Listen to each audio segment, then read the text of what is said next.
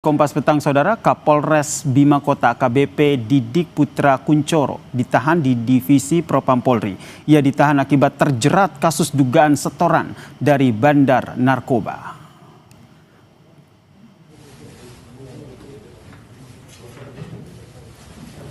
Kabid Humas Polda NTB Kombes Muhammad Khalid membenarkan bahwa Kapolres Bima Kota AKBP Didik Putra telah ditahan oleh Propam Mabes Polri untuk proses pemeriksaan. Sebelumnya, Saudara, Polda Nusa Tenggara Barat resmi menonaktifkan AKBP Didik Putra Kuncoro dari jabatan Kapolres Bima Kota terkait dugaan keterlibatan dalam kasus narkoba yang menjerat anak buahnya.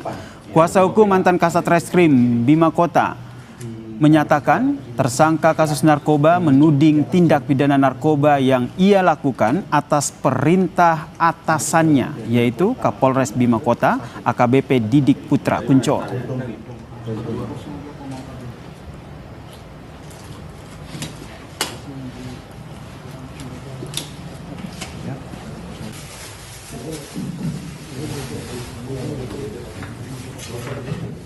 Kami menjalankan perintah atasan, yaitu Kapolres, dan Kapolres tersebut adalah yang bernama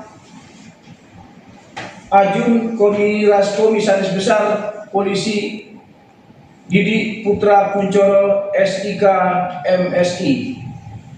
Kami, yaitu Maulangi, menjalankan perintah atasan murni karena dia ditekan, karena dia diperintah melakukan tindak pidana tersebut.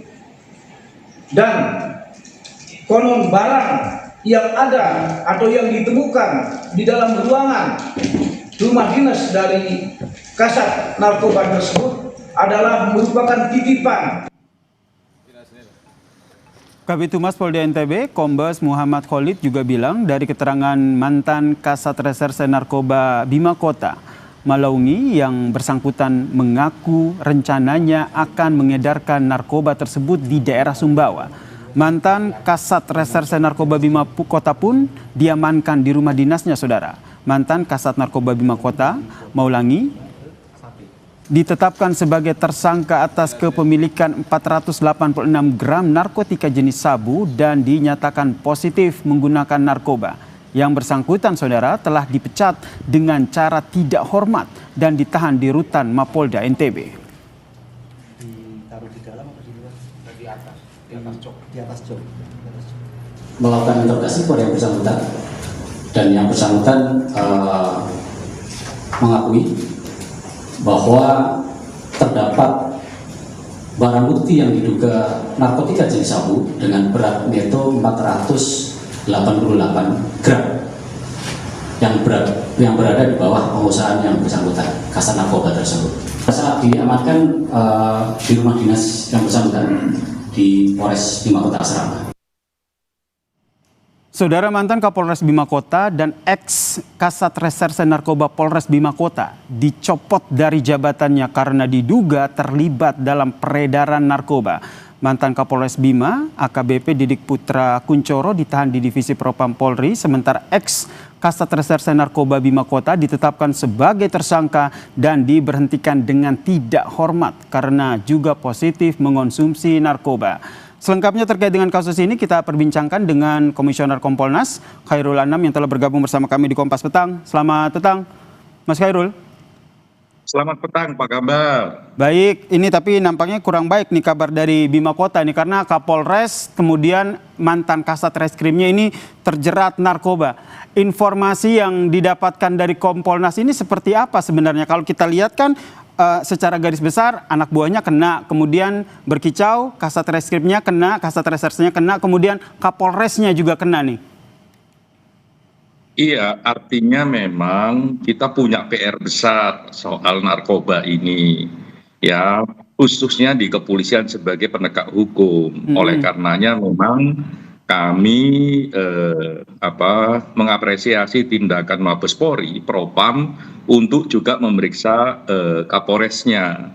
Bahkan juga mengapresiasi sudah mencopot Kapolresnya, Pak Kapolda, diganti PLH. ini baik gitu ya, untuk juga menunjukkan bahwa ada tindakan tegas dan serius mengungkapkannya agar yang lain tidak mengulangi perbuatan yang sama atau membuat efek jera. Nah, cuman memang dalam konteks yang lain kami minta supaya pihak Polda untuk menunjuk PLH harus hati-hati. Kenapa rekam demikian? jejak dan sebagainya. Ya, harus hati-hati dengan rekam jejaknya karena ini kasus narkoba.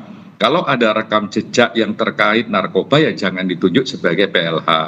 Kalau sudah menunjuk sebagai PLH, karena ini masih PLH ya, otoritasnya ada di Polda, segera dievaluasi dan segera diganti. Kalau memang ada rekam jejak narkoba tersebut. Sebentar, saya ingin kita konfirmasi dulu, mohon maaf Mas Khairul, saya tahan. Itu berarti dari Kompolnas sendiri ada dugaan ataupun punya track record begitu PLH yang menggantikan Kapolres Bima Kota saat ini juga harus di cross check begitu, apakah pernah menggunakan narkoba atau tidak?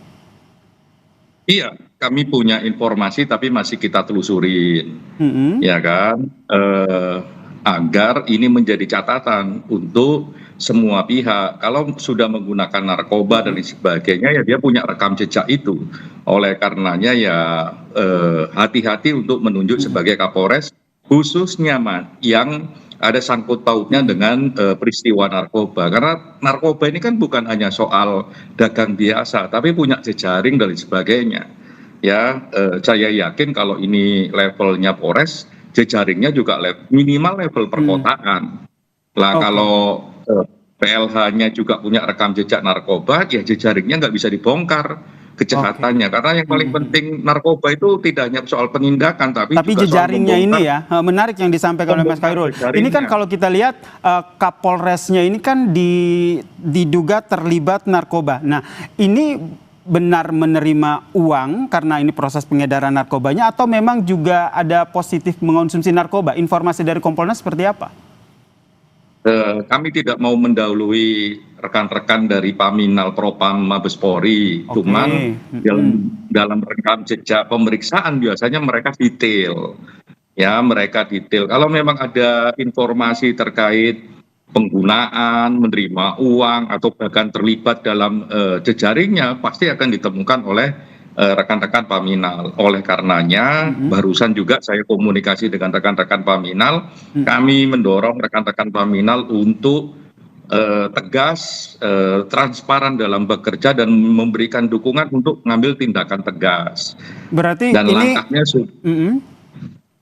mohon maaf saya potong. Iya, berarti ini secara tidak langsung Mas Khairul itu ada dua kemungkinan ya, terjerat karena memang ikut dalam pengedaran narkoba karena tadi informasi yang disampaikan oleh kuasa hukum ex Kasat Reskrim Narkoba ini, atau ikut terlibat dalam menggunakan narkoba ya. Yang paling detailnya saya harus menunggu Propam ya, biar teman-teman Propam khususnya Paminal bisa mengumumkan.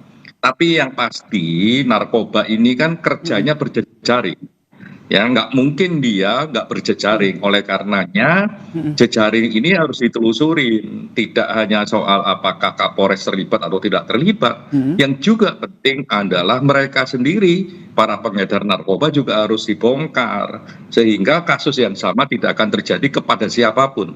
Oke, ini berbicara soal jejaring ini yang seperti Anda sampaikan, kita kan dulu pernah ingat dengan kasus Teddy Minahasa begitu. Ini menurut Anda jejaringnya ini hanya berhenti di Kapolres saja atau mungkin bisa meluas sampai ke yang lain? Saya kira kami tidak mau berandai-andai ya, biar teman-teman BNN yang juga bisa menjelaskan itu. Tapi saya kira dengan tindakan tegas kepada siapapun, ya termasuk kepada kepolisian yang menangani kasus narkoba itu juga penting, menunjukkan komitmen kita bersama memberantas narkoba.